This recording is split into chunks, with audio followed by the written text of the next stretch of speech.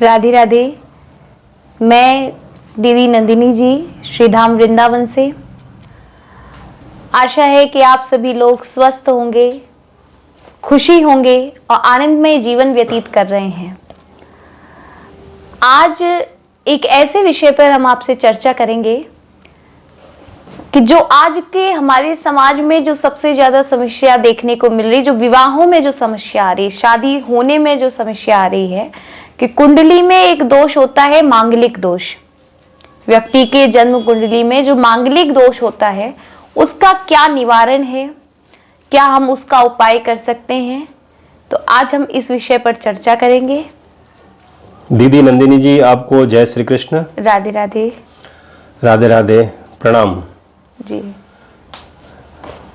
आजकल जो आपने अभी बताया कि मांगलिक दोष, दीदी जी ऐसा भी समाज में देखने को मिलता है जैसे कि वधू लड़की, कुंवारी कन्या जो है वो मांगलिक, उनके कुंडली में मांगलिक दोष होते हैं, चंद्र और लग्न दोनों से।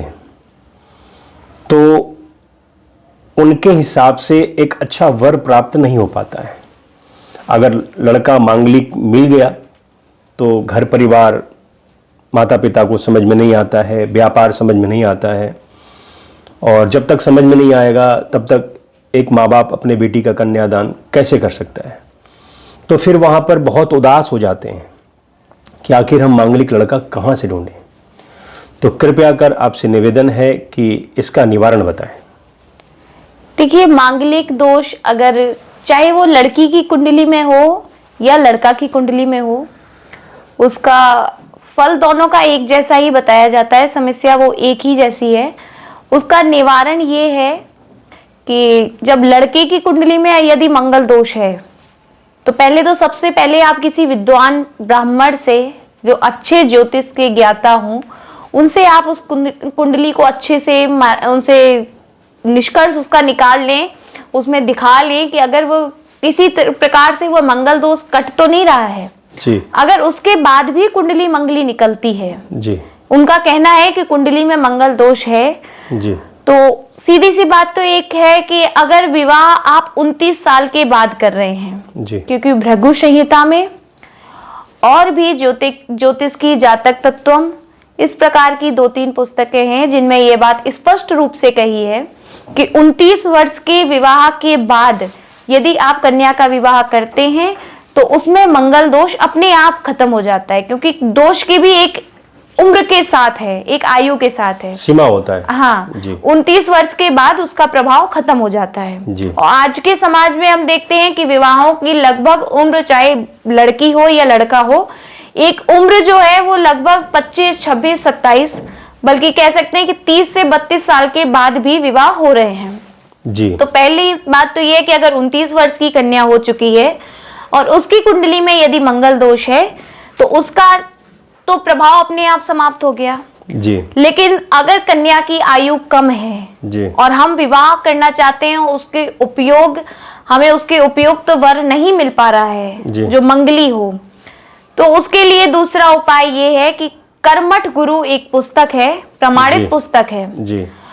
उसमें ये बात प्रमाणित रूप से कही गई है कि कन्या का वट विवाह करा देना चाहिए। शालिग्राम जी के साथ आप पहले उसका विवाह करा दें जी। उसके बाद उसका श्रृंगार उतारने के बाद आपने जो वर चयन किया है, जो लड़का चयन किया है, उसके साथ आप कन्या का विवाह करा सकते हैं। और ज्यादातर नहीं, लगभग यही हुआ है कि ऐसे जो विवाह हुए हैं वह सार्थक निकले हैं। अच्छा। और सेम चीज आप लड़के के प्रोसेस में भी यही करना है कि अगर लड़के की कुंडली में मंगल दोष है, मैं क्षमा चाहूंगा, एक बार रोकूंगा आपको जी। जिज्ञासा है कि अगर लड़की का विवाह शालिग्राम जी से, जैसे आपने बताया जी, वट वृक्ष से बताया जी, तो लड़के का विवाह कैसे होगा? हाँ, वही मैं आपसे बता रही हूँ कि अगर लड़के के कुंडली में मंगल दोष है तो देखिए, लड़की के लिए वट विवाह का वर्णन आया है और लड़के के लिए घट विवाह का वर्णन आया है। अच्छा। कि लड़के का विवाह आप पीपल के वृक्ष के साथ या मिट्टी के बने हुए घड़े के साथ करा सकते हैं। दोनों के लिए अलग अलग विधान है। अच्छा। लड़के के लिए घट विवाह और लड़की के लिए वट विवाह। तो ये शास्त्रोक्त बातें हैं। हाँ, ये कर्मठ गुरु एक पुस्तक है संस्कृत की जी।